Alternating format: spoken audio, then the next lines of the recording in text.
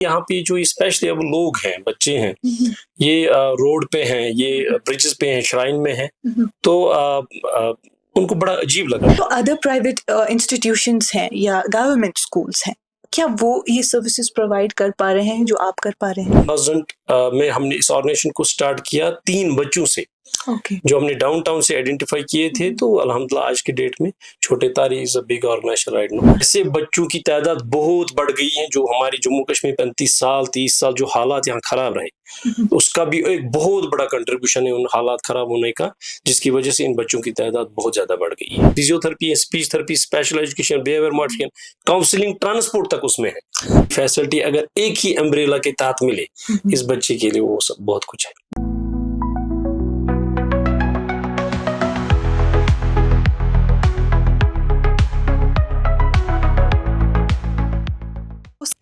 ये है talk and talk और मैं हूं आपकी होस्ट उमायमा ऋषि। आप सब नाजरीन का एक बार फिर से इस्तकबाल है। कश्मीर लाइव स्टूडियो के जरिए हम आप तक पहुंचा रहे हैं ये सीरीज जो कि निजी तालीम यानी प्राइवेट एजुकेशन पर मबनी है। और आज हमारे साथ जुड़े हुए हैं मिस्टर अर्जुमंद मखदूमी साहब, जो कि फाउंडर प्रेसिडेंट है छोटे तारे फाउंडेशन के। छोटे तारे फाउंडेशन एक ऑर्गेनाइजेशन है that caters and helps children with special needs. तो आज हम इनसे स्पेशल एजुकेशन के मुतालिक बात करेंगे। अर्जुमंद साहब, आपका इस शुमारे में खैर मकदम। Thank you so much. कैसे हैं आप? मैं बिल्कुल ठीक हूँ। सीधे आगाज करूंगी आपसे पूछते हुए, ये जो छोटे तारे फाउंडेशन है, what is the motive behind that? जो ये स्पेशली एबल्ड बच्चे जो होते हैं उनके लिए स्कूल शुरू करने का ख्याल कहाँ से आया? यस, एक्चुअली 2000 में एक Dutch lady as tourist J and के आई थी। एक्चुअली केरला आई थी, लेकिन केरला में मेरे ब्रदर मिस्टर हिदायत साहब वो वहाँ पे काम करते थे। तो उन्होंने जब इनके साथ इंटरेक्शन करी, उन्होंने बोला आप कश्मीर विजिट करो, Kashmir is a beautiful place. So उन्होंने फिर 2000 में 99-2000 में यहाँ विजिट किया एंड उन्होंने देखा यहाँ पर एज अ टूरिस्ट ये घूमते सब जगह हैं, श्राइन घूमते हैं, बाकी जो पिकनिक स्पॉट कश्मीर के हैं वहाँ तो घूमते ही रहते हैं। लेकिन शीशा के यहाँ पे जो स्पेशली अब लोग हैं, बच्चे हैं, ये रोड पे हैं, ये ब्रिजेस पे हैं, श्राइन में हैं, तो उनको बड़ा अजीब लगा। उन्होंने बोला ये क्या यहाँ चल रहा है, बिकॉज हमारे नेदरलैंड में इन बच्चों के लिए बहुत ही अच्छी फैसिलिटी है। एंड फिर उन दिनों इंटरनेट का बहुत कम ही ये था, तो उन्होंने दिखाया। फिर आई रिमेम्बर वुमेन्स कॉलेज के अपोजिट इंटरनेट कैफे था जी, तो उन्होंने हमें वहां लिया, दिखाया कि हमारे नेदरलैंड में क्या फैसिलिटी है। तो वही एक आइडिया जहन में आ गया, जिसकी वजह से हमने उसी दिन से ये सोचा कि हम जम्मू कश्मीर में ऐसा कोई इदारा स्टार्ट करें जो हमारे स्पेशल एबल बच्चों को रिहेबिलिटेट करे, इनको वो सारी सर्विसेज दे जो बाकी स्टेटों में या जो बाकी हमारे इंडिया में है, तो वो हम इनको दे पाए। सो अर्जुमंद साहब, जब भी हम किसी चीज का आगाज करते हैं, किसी चीज की इंसेप्शन होती है, so there are ups and downs. तो जब आपने इसको शुरू किया होगा, कुछ चैलेंजेस तो रहे होंगे?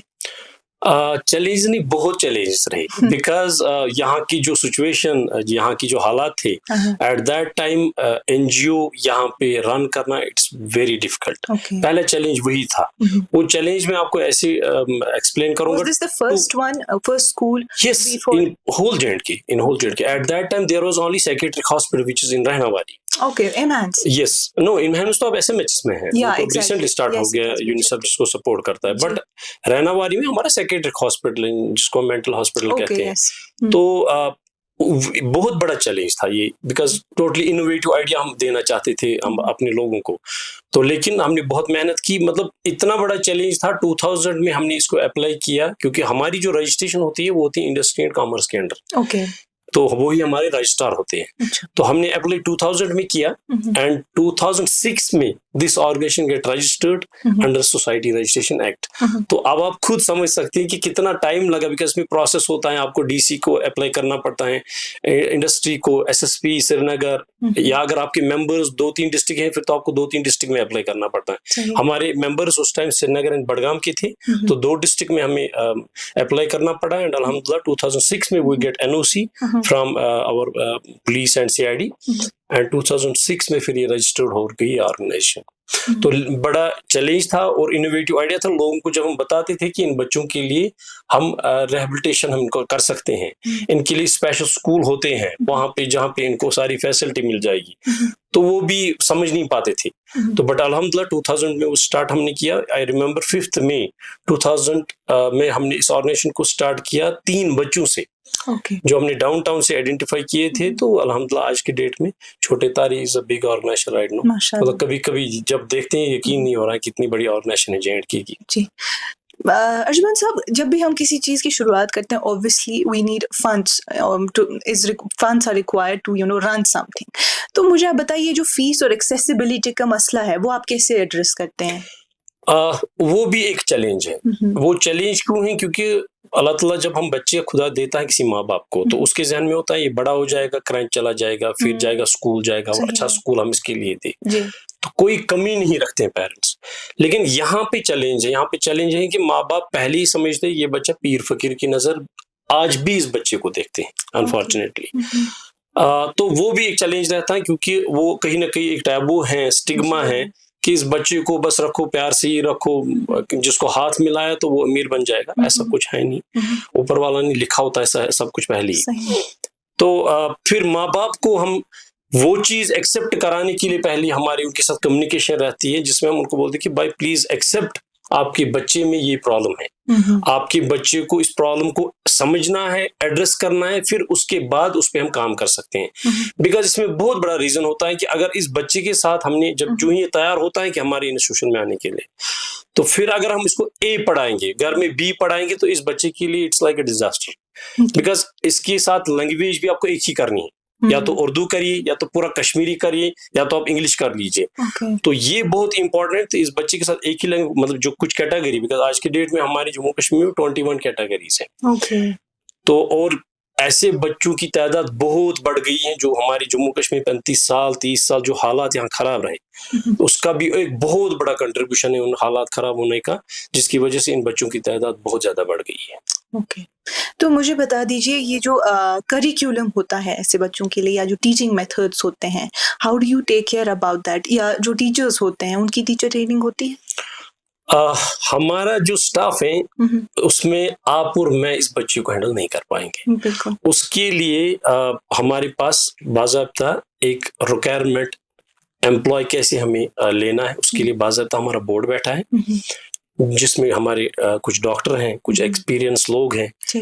वो जब भी हम कोई एडवर्टीजमेंट करते हैं उसमें बाज़ाब्ता हम देखते हैं, उस एडवर्टीज में ही हम लिखते हैं कि हमें हमारी जो रिक्वायरमेंट है वो क्या है। लाइक अगर हमें स्पेशल एजुकेटर चाहिए, अगर उसको कम तालीम होगी but B.Ed in special education किया होगा, तो उसको हम एनरोल कर सकते हैं, उसको एम्प्लॉयमेंट हम दे सकते हैं। इसी तरह उसके बाद अगर DRT है, डिप्लोमा इन रिहेबिलिटेशन थेरेपिस्ट, या BRT bachelors in rehabilitation therapist, या काउंसलर जो हमारा होता है जिसको हम वहां पे एनरोल करते हैं, तो इस तरीके से इनकी क्वालिफिकेशन होनी चाहिए, तब जाके इनको हम एम्प्लॉयमेंट दे सकते हैं।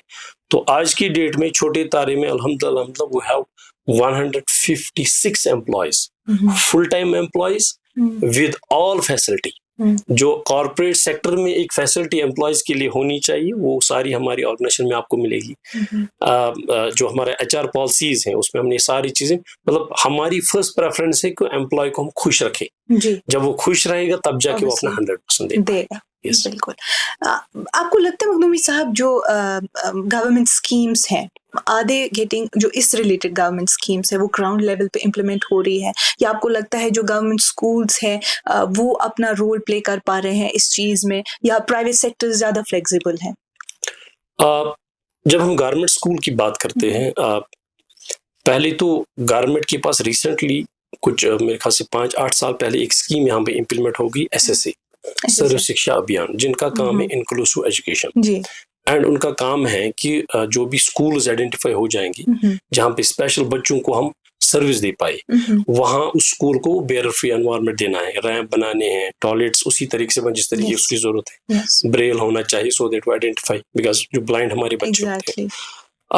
जो क्वेश्चन आपका है कि क्या वो हम दे पा रहे, उसमें अभी उतना नहीं हम दे पा रहे, बिकॉज इसमें हर डिस्ट्रिक्ट में अभी गवर्नमेंट ने एडवर्टीजमेंट की थी कि हर डिस्ट्रिक्ट में हम एक रिसोर्स सेंटर खोलेंगे, लेकिन उसमें अनफॉर्चुनेटली अगेन एक बड़ी बहुत प्रॉब्लम है, बिकॉज हम लोग सब बोलते हैं गवर्नमेंट जॉब, लेकिन जब गवर्नमेंट ने एडवर्टीजमेंट की तो गवर्नमेंट को यहाँ पे जो उनका जो SOPs थे, जो क्वालिफिकेशन होनी चाहिए थी एक यूथ में जिसकी वजह से उसकी एम्प्लॉयमेंट हो जाती, लेकिन अनफॉर्चुनेटली वो मिला नहीं।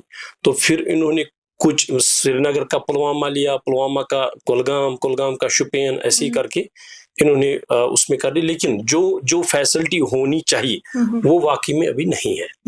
श्रीनगर में है नहीं तो श्रीनगर की बाकी डिस्ट्रिक्टों की बात है, बट अभी काफी गवर्नमेंट इसमें इनिशिएटिव ले रहा है कि वो इम्प्लीमेंट हो जाए। वो एड्स एंड अप्लायंस की जब हम बात करते हैं तो जो SSA की मैंने बात, अभी वो रूसा उसका नाम है जी, तो वो अभी वो उस पे काम कर रहे हैं। तो आई होप आने वाले दिनों में इसकी बहुत अच्छी अवेयरनेस हो जाएगी एंड हर डिस्ट्रिक्ट के हर कोने तक मुझे उम्मीद है कमिंग सून इन बच्चों की रिहैबिलिटेशन हो जाएगी। सो जो पर्टिकुलर पॉलिसीज क्रिएट की गई होती हैं ऐसे स्पेशली एबल बच्चों के लिए, do you think there are any reforms that मतलब जरूरत है कुछ रिफॉर्म्स की फॉर दीज पॉलिसीज, जो आप मतलब आपने सोचा ही होगा अपने लेवल पे, काफी आपकी ऑब्जर्वेशन होगी, आपको लगता है जरूरत है? अगर है तो क्या? बहुत ज्यादा जरूरत है। पहले हमें समझना है कि हम उस स्टेट में रहते हैं जहाँ पे कभी भी कोई भी सिचुएशन हो जाती, उस सिचुएशन की वजह से हमारे जो नॉर्मल बच्चे हैं, जब कोविड हुआ, कोविड के दौरान हमारे बच्चे कंप्लीटली स्क्रीन के साथ टच थे, तो उस स्क्रीन का भी इम्पैक्ट है। उसकी वजह से रिसेंटली मुझे एक एडमिशन आया था बिमना से, उनकी मदर ने बोला जब मेरे पास कुछ नहीं था, ये कंटिन्यू फोन पे होता था, उस फोन की वजह से उस बच्चे जो उस फोन पे देखता था कार्टून कंटिन्यू, उसकी वजह से बच्चे में वो अडॉप्ट उसने वो किया है, तो वो वही कर रहा है जो उसने उस टाइम उस फोन पे देखा है। तो इसलिए जो आपका क्वेश्चन था, इस चीज को हर दिन रिफॉर्म करने की जरूरत है, हर दिन इस पे डिस्कस करने की जरूरत है, हर दिन हमें देखना है कि क्या क्या प्रॉब्लम्स हैं जिसको हमें एड्रेस करने की जरूरत है। लेकिन जो हमारा प्रीवियस डेटा हमारे पास है अभी उस पे पूरा काम नहीं हो रहा है, तो नई की अभी हम बात कम ही करेंगे। तो बट आई होप, चूंकि इस सेक्टर में जम्मू कश्मीर में बहुत कम काम होता, नो डाउट यहाँ पे ऑर्फनेज होम थे, यहाँ पे ट्रस्ट बहुत सारे थे, यतीम फाउंडेशन बाकी सारे बहुत सारे थे, उसका भी एक टाइम था। लेकिन अभी बहुत सारी NGOs बहुत अच्छा काम कर रहे हैं जो कम्युनिटी लेवल में इन बच्चों को रिहेबिलिटेट कर रहे हैं।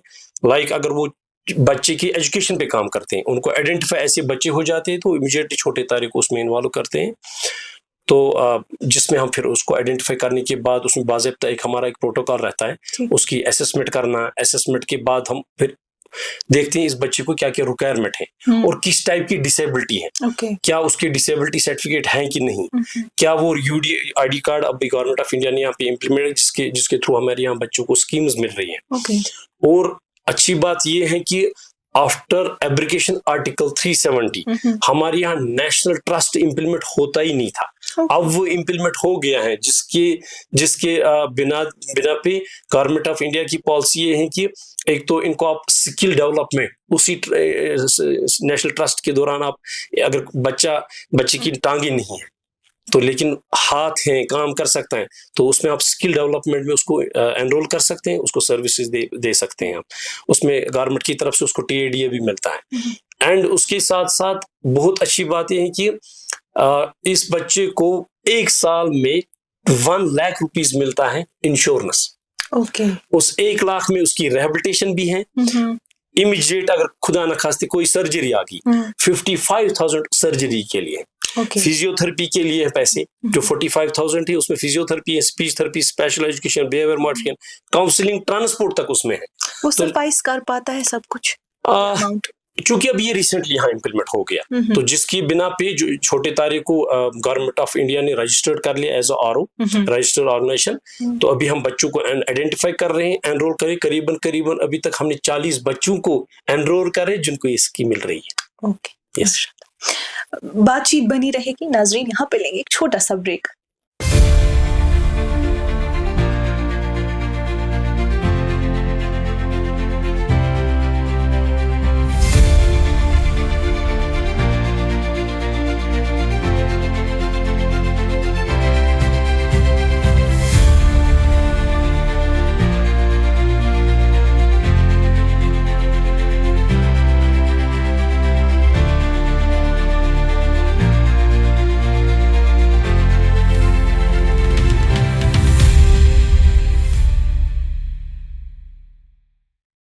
ब्रेक के बाद आप सब नाज़रीन का एक बार फिर से इस्तकबाल है। यहाँ बढ़ेंगे अपने चॉक एंड टॉक की तरफ एक बार फिर से।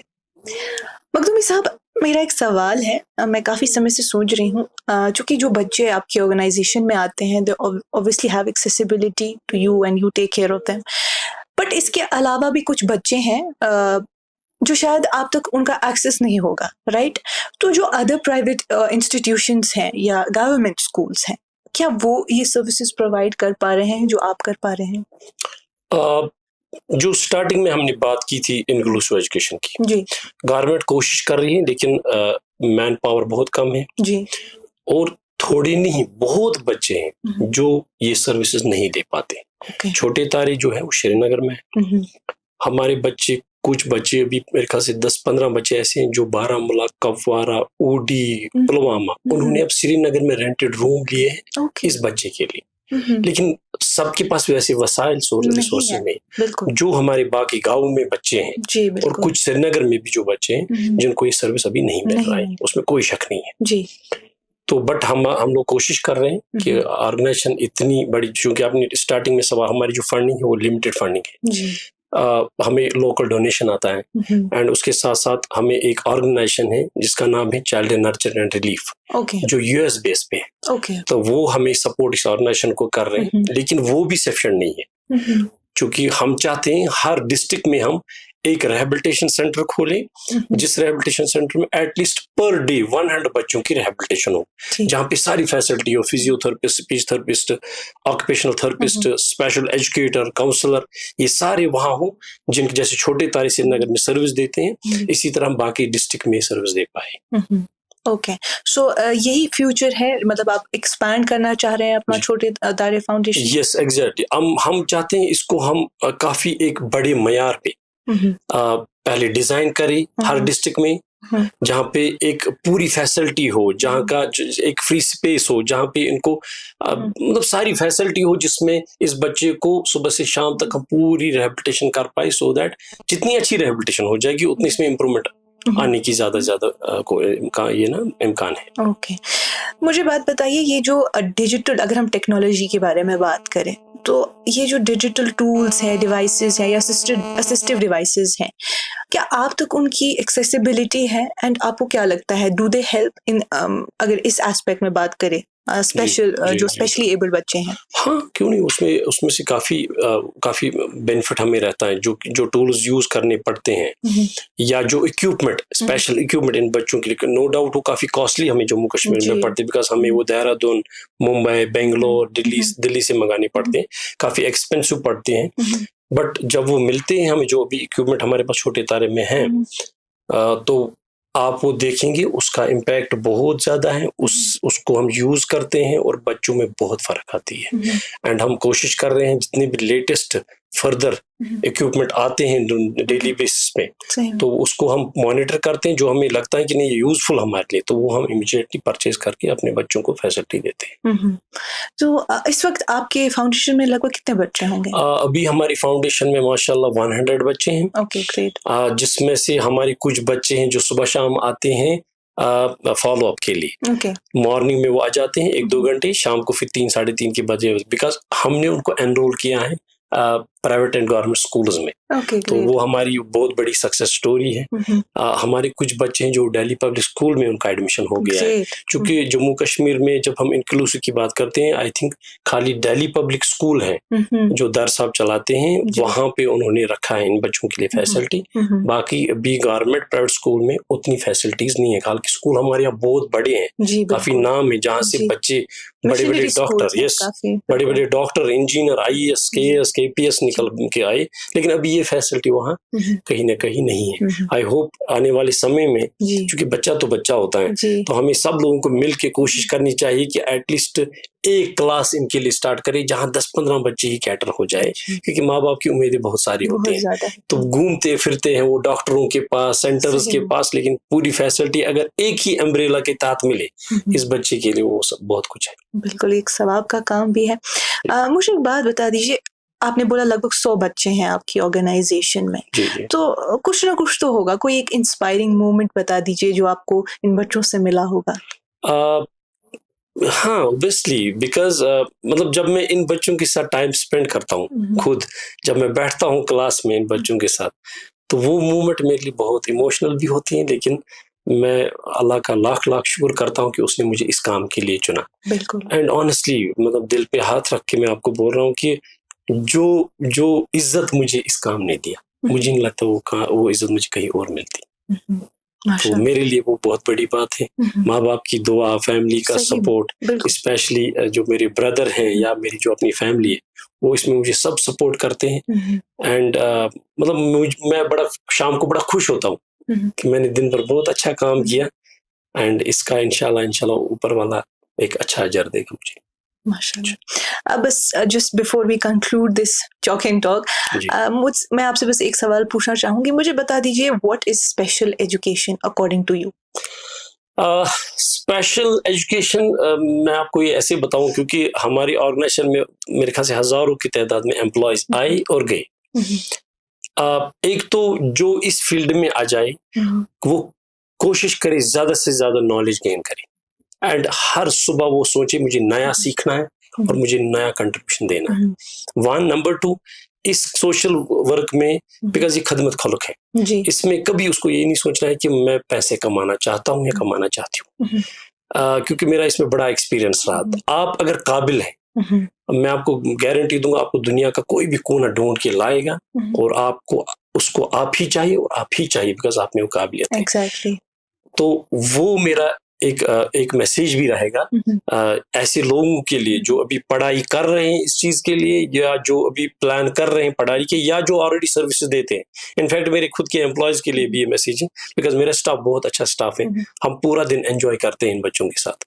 आपसे रिक्वेस्ट करूंगा आप कभी आइए, आई होप आपको बहुत अच्छा लगेगा। बिल्कुल। तो मुझे होप ये है कि आप जब निकलेंगे आपको खुद की अहमियत आएगी बिकॉज अल्लाह ने हमें सब कुछ दिया है।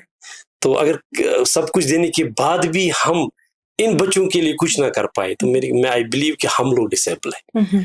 तो ये मेरी लास्ट मैसेज रहेगी and I request you please have a visit. इंशाल्लाह I will for sure. Makhdoomi साहब आपका बहुत बहुत शुक्रिया, आप यहाँ आए, आपने स्पेशल एजुकेशन के रिगार्डिंग हमसे बात की, आप बहुत सवाब का काम कर रहे हैं, अल्लाह ताला आपको इसका अजर दे। Thank you so much. Thank you so much.